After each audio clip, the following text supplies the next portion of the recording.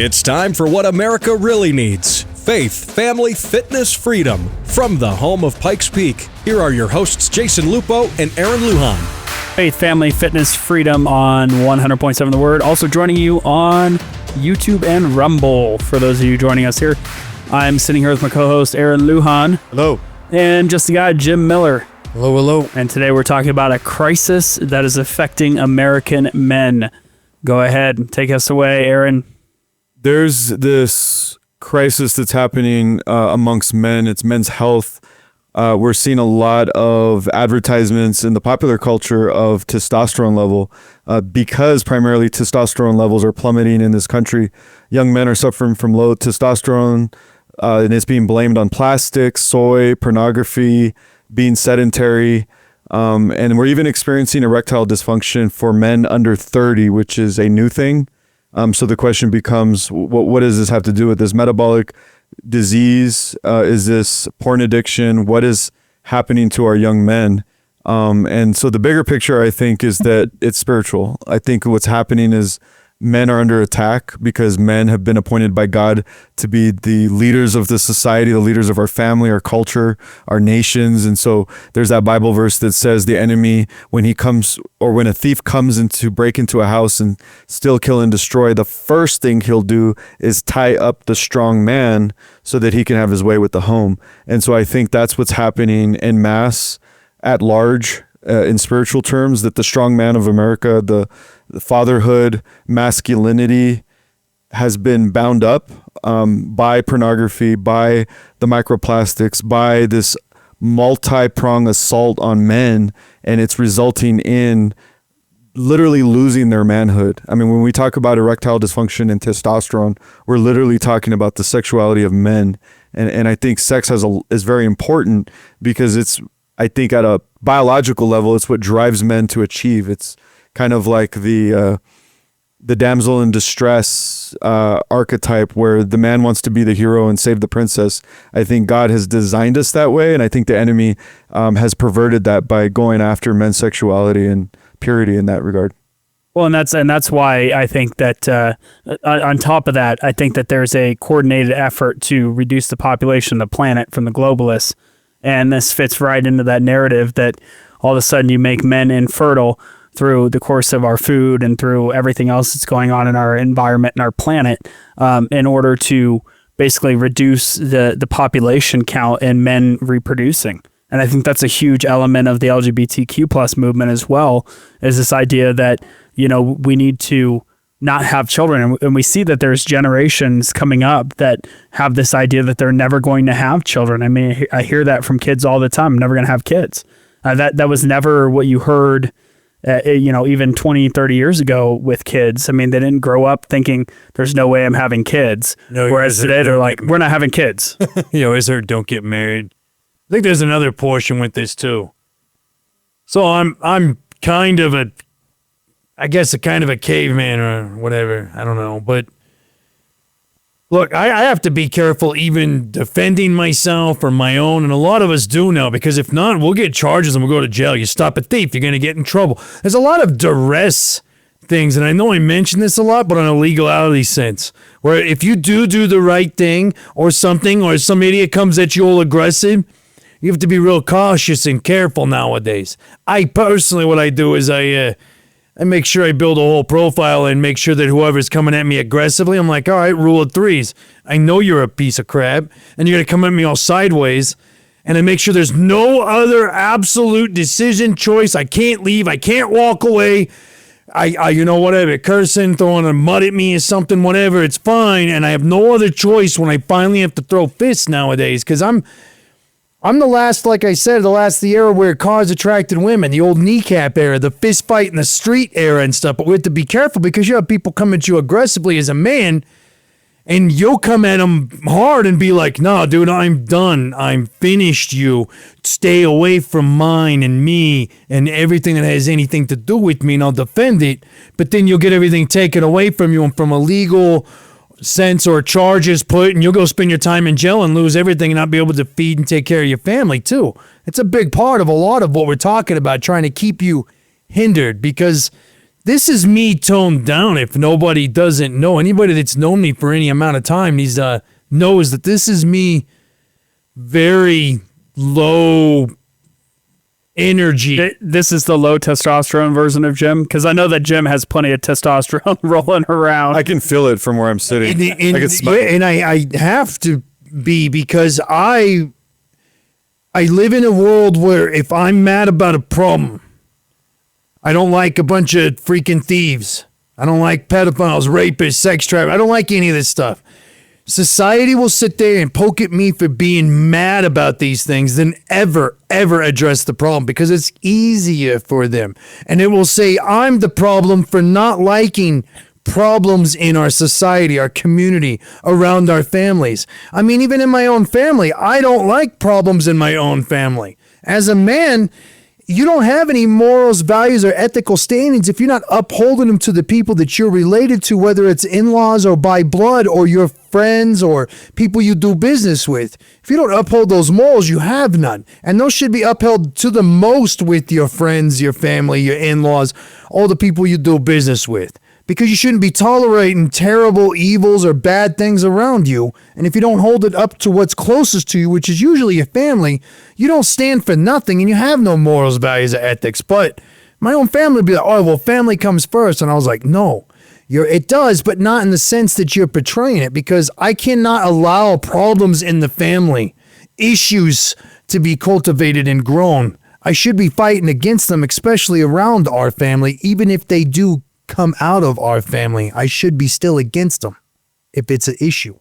Yeah, I think the testosterone is talking, Jim. No, you have what God gave you because you were designed to be a protector, to be a provider. So testosterone, I think, is given to men because it drives purpose and mental toughness. High testosterone men, we build, we conquer, we create.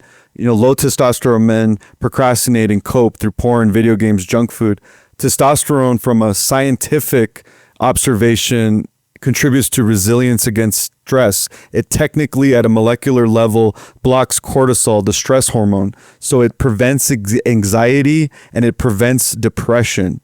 Testosterone observably leads to clearer thinking. Studies link high testosterone to better focus, confidence, and decision making. So the inverse would be true, that low T men are indecisive, fearful, and easily manipulated. And of course, we need high testosterone men for sperm production, mate competition, libido performance. All of these things perpetuate humanity, perpetuate society. If men don't want to procreate with women, the society dies. Observably, it protects against disease and early death. Low testosterone increases heart disease risk by 50%. Oh man, I'll be alive forever. Testosterone regulates insulin insensitivity. It's a bulwark against diabetes and obesity. It's been known to prevent Alzheimer's. So we need men with high testosterone. We're the ones that build the civilizations. We're the ones that stop dangerous, evil men from creating chaos. Because when low testosterone men step back and allow evil to take over, the culture dies. Fathers disappear. Boys need masculine role models. We absolutely need this testosterone. So there's lots of reasons why testosterone has been impacted. But before I get into that, Jason, did you want to contribute? Yeah, I think it's really interesting too, because YouTube did an entire video documentary on veganism and men switching to veganism because supposedly meat is what's causing some of these testosterone issues, and they weaponized meat as a way of saying that's what's causing this. And I think that is completely 100% false, but I think it lends to this woke ideology that we have to remove meat from our diet as well, probably to become even more unhealthy. And if you look at it, most of the alternatives to meat include a ton of soy, which increases estrogen estrogen production. Estrogen projection, though. Yes. And here's an article. Deflection his estrogen upon me. here's an article from The Independent. Almost a quarter of men with testosterone deficiency struggle for 5 years before seeing a doctor. Almost a quarter of men with low levels of testosterone struggle with symptoms for 5 years before seeing a doctor, a new study has revealed. As one sufferer has warned men not to dismiss increasing fatigue and weight gain simply as signs of aging. Independent has spoken with men with testosterone deficiency who are aiming to awareness and fight stigma around the health issue. As misinformation leaves, some attempting self-medication with Love supplements. that lady, misinformation. She's cute. Everything was just feeling harder and I was more tired physically and mentally. I started putting on weight more easily. I just put this down to getting older and middle-age spreads, said Lee Arnett from Nottingham. So let's talk about the actual numbers, because I think that this testosterone epidemic is an engineered decline. This is nothing natural or organic. There's been a 50% drop in the last 50 years. Since the 1970s, average testosterone levels in men have plummeted by 50% according to JAMA. What's JAMA? I see them cited a lot. Right. Journal of American Medical Association, 2021. Sperm count collapse. Sperm concentration has dropped 62% since 1973, according to the Human Reproduction Update of 2022. Young men affected most. 20% of men under 30 now have testosterone levels of a 70-year-old, according to Urology of 2020. So what is causing this, I think, is the question that's being begged. And let me begin by submitting a couple theories here. Number one, porn and digital weakness. So when you get an overload of dopamine, let's call it pornography, you're literally wrecking the brain to seek fake, effortless pleasure. So you're destroying your motivation, and you're spilling your testosterone too much. So, sorry if this is a little too raw, but we're talking about sexuality here. Number two, the sedentarianism. Men are sedentary. They're sitting around doing nothing, sitting on couches, sitting at sedentary jobs. Men don't work outside and work with their hands like they used to. And this is no indictment of men who work in front of computers. I'm one of them, which is why I try to lift heavy and spend time outside. But the reality is that men now average 9.5 hours a day at work, gaming or scrolling, and inactivity absolutely crushes testosterone. The second thing I would submit to you guys is estrogenic food and plastics, soy, seed oils, processed junk. These are actually what are known as estrogen mimickers. So we're literally feminizing the male biology. And if anyone has been out in public lately, like I was at Bank of America the other day, and I was just met with this guy. He was just like really soft spoken, and are you here to cash the check today? And there was nothing masculine about this guy. He was a young man, probably in his early 20s. They always have existed. In his prime, no back pain, no bad knees. But they're everywhere. They're like lemmings. Like literally males have been feminized. What's up, Jason? Well, the other thing is testosterone increases with the competition and the social aspects. And when we continue to go, we have toxic masculinity and we reduce the ability for men to be men, that decreases testosterone as well. And so we have a culture that has, if you look at kids growing up, right? If there's an issue with men under the age of 30, it probably started at a younger age with something. Lack of exercise, lack of playing. Don't fight with your friends. Don't do that while you compete. And here's a mediocrity trophy for showing up for football today because you showed up. That's really good and heroic. And you're like, you didn't win or do anything great. You just showed up. Yeah, they need to be active. They need to be competing in social circles. And when you compete in social circles and you have that competition, we know that testosterone increases. And so this is a cultural issue as much as it is a food issue, a sedentary issue. John, you don't be mad. Don't be angry. You're like, there's things to be mad and things to be angry about. Yeah, we've trained an entire generation of kids to suppress testosterone. Yeah, this isn't just a health crisis, Jason. It's spiritual, it's cultural, and it's biological warfare, is it not? 100%, I believe it is. Country. And then you throw in the pharmaceutical castration, SSRI antidepressants, which have been directly linked to low testosterone levels, or handing out prescriptions like Oprah hands out cars, where it's leading to sexual dysfunction and emotional blunting. And then there's this hair loss epidemic that we have, and there's a hair loss drug called finasteride. It causes permanent low testosterone, depression, and impotence in some men. You have your hair, but you can't be manly about it. Exactly. So you get longer hair to be more effeminate. Nice. And then the fact that we have all of this birth control waste in the water supply has been known to essentially distribute estrogen throughout the tap water systems, disrupting male hormones. So our boys are literally bathing in estrogen. And Shower and drink from a creek. I have a water filter on my shower head because I'm literally that concerned with my son's testosterone level. And I'm not joking. Like, I am constantly thinking about what can I do to preserve and optimize my son's testosterone level. And guess what? He's 7 years old. I'm not going to lose this battle. And then the other thing I would submit to you is spiritual and cultural emasculation. So Jason touched on it about toxic masculinity. The only thing that I would add is this lack of mission. I think men need to have purpose. They need to struggle. They need to be responsible. And today, those values are not celebrated. Men are told to find the easy way out. They're told to, make life as convenient and as easy as you possibly can. The hashtag Netflix and chill culture. Yeah, continue to be complacent and complicit. And they do. You talk to some of these kids and they're like, oh, well, I didn't know I didn't want to get in trouble. I was like, get in trouble for what? Thinking for yourself or doing something for yourself? Yeah. Taking a risk, trying? Because they think they're going to get in trouble. All these young men that don't have any good male role models around, they do. They think they're going to get in trouble for just trying stuff. I'm like, what? You don't need a big group or a thing. Just take a shot. Well, society is paying the consequences for weak men. Number one, we have rising depression and suicide. Male suicide rates are 3 to 4 times higher than women right now. We don't talk about this. There's no marches. There's no pink ribbon wearing. There's no NFL campaign to stop it. There's just this quiet epidemic where we're losing our men 3 to 4 times the rate of women. Failing marriages and birth weights. We have weak, low testosterone men who are not pursuing their families, are not pursuing women. They're not starting families. And the ones that they have, they're not fighting to keep them. Women are walking away with literally everything.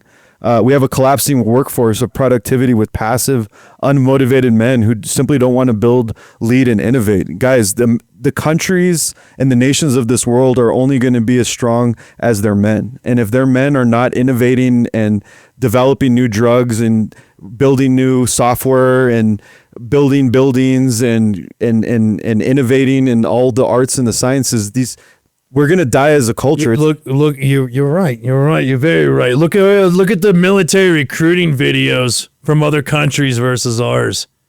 Look, I don't know. I just after talking about it, I'm like, man, we need to go out and get in a fight with somebody just to make it balanced out. And so, go out there, get in a friendly fight with a friend or something, boys. And you know what, men, young men especially, your point and purpose, you got to kind of find that for yourself. Mine's taking care of my family and making sure the next generation's solid and can do better than I ever did. But you figure out what yours is so you have those goals and start pursuing them. And don't sacrifice your manhood for being just part of the herd. Yeah, this isn't just about hormones. This is about survival. So I'm going to give you a quick short. Man, this is what we need to do. Delete the porn, limit the screens, lift heavy, run fast, eat meat, eggs, and raw dairy, sleep in darkness, sleep long, sleep hard, and find a mission. Find God, build a family, build a future, build purpose. Don't just seek comfort. Jason? And be around other men. We're going to take a brief time out. When we come back, we're going to continue this conversation on the testosterone epidemic in this country. Oh, yeah. Welcome back to Faith, Family, Fitness, Freedom. I'm Jason Lupo with my co-hosts, Aaron Lujan. Hola. And just a guy, Jim Miller. Hello. We've been talking about the epidemic of low testosterone, not only in the United States, but actually across the globe. We've talked a little bit about biblically what we think that means. But Aaron, you got something else to add to that. Why don't you go ahead? Yeah, we're on Spiritual Insurgency. We look at everything through a biblical lens, and we're talking about a modern event, a modern situation, crisis that we have, which is men with low testosterone. And we've already made the argument that men need to have high-level T because high-level T men is what's going to protect and defend the kingdom, the family, the culture.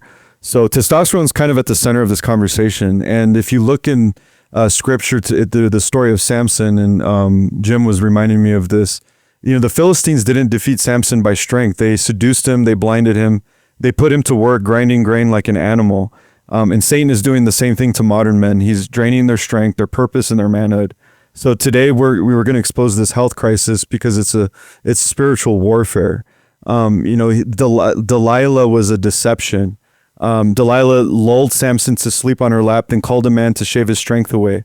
Today, the Delilahs, I would argue, are porn, video games, Netflix binges, because men are spiritually asleep in the lap of pleasure, and the enemy is shaving their strength daily. Science even confirms this, because porn actually floods the brain with dopamine, cratering testosterone levels. And I think it would be obvious to say that we do have a pornography epidemic, and it's unlike anything we've ever seen before, because in my day, you had to, get some older friend to go get a nudie mag that was hidden behind some shelf, where today kids are able to, on 5G internet on their own devices, download the most horrific porn you could imagine for free, essentially. So I definitely see this cutting of the Delilahs as a way to counter this. And I also see food as a big part. In Daniel 1:8, we were told a story about Daniel, and he resolved not to defile himself with the king's food. So I think this is instructing us to ditch seed oils, soy, and processed junk. So all of our answers are in scriptures. Soy is a fun word, though. Just say it out loud. Yeah. Soy. So both stories have some very similar commonalities too, and the fact that Samson ends with destroying more Philistines when he collapses the building than he did while he was alive. And Daniel, his choice not to eat the king's choice food was a show that God was ultimately in control. And in both cases, God is ultimately in control. God gave Samson this enormous amount of strength to tear down this building. And in Daniel's case, he proved to the king that even if he didn't eat the meats and everything else that the king was trying to shove down his throat, that he could survive on vegetable broth and still maintain his strength. That was not because the vegetable broth did something physiologically. It was because God gave him that strength to carry through and to be the best workers, even though they were rejecting the king's choice food. I mean, the king's choice food was there because he wanted these prisoners to be able to work hard for the king. And so when he rejected the food of the king, the king was mad and upset because he felt like that Daniel was going to be unproductive. And in fact, he ended up being the most productive and showed the king through that time that God was in control. But remind me, in that story, was Daniel abstaining from the king's food for the reason of abstaining from pleasure and refining his discipline and becoming sharpened, or is that more of a byproduct? No, it was a show to the king that they could reject the king's choice foods, and that Daniel and the people that were with Daniel would still be strong enough to endure. And actually, they were stronger than those that ate the choice food. And I don't think the story has anything to do with the choice food. I think it has to do with a reliance on God and the fact that God can give power to man in any circumstance and in any situation. So their faith, if he's called mental and physical fortitude, basically. I acknowledge that that's the overarching message of the story. I'm just wondering if there's a sub-story or a secondary message, which is declining comfort, declining pleasure, abstaining from what is comfortable, and choosing the hard, choosing the path less taken because it'll ultimately result in greater benefit. Like he had all of these options before him. Yes, maybe his primary reason was for what you stated, Jason. But I think when you look at that story, you also see Daniel choosing to abstain from comfort and pleasure. There is an element of that. But with that, I think also comes the idea that, intermittent fasting was on the rise for a number of years. And there's plenty of science that links intermittent fasting to testosterone increases. So whether or not the fast that Daniel went on resulted in some testosterone increase, or whether it was from God. I think it was probably from God, but I think the same applies today that it did back then with Samson and Daniel, and the fact that if we call on the Lord can make anything possible. I think we're missing that overarching importance in those two stories. No, absolutely. I think that is the primary reason and message of the story, and I don't disagree with you. I'm just also trying to see if there's a lesson here for men as well. Yes, rely on God. God is your source. He's your source of strength. He's ultimately going to go before you and fight your battles and bring you to a place of victory. Absolutely. But I also think the subtext here is that we live in a culture awash with the worship of pleasure, the worship of comfort, that you're almost rewarded and encouraged, the easier you take it and the more shortcuts you take. The value of hard work, the value of delaying gratification is no longer honored values in our society. And I think the pathway for young men is self-control and hard work. Yeah, I think ultimately it all depends on, we got to watch what we consume, not only in terms of food, but in terms of the media and what we're bringing in and what we're bringing in through our laptops. I think for parents out there listening, I mean, get your kids outside, let them compete, let boys be boys, watch what your kids eat. We'll try to put a link to Aaron's shower filter on this live stream. Just go to YouTube or Rumble, you'll find the link. But this has been Faith, Family, Fitness, Freedom. Join us every Saturday at 9 a.m. Have a great day. God bless. Peace. Want to better be better.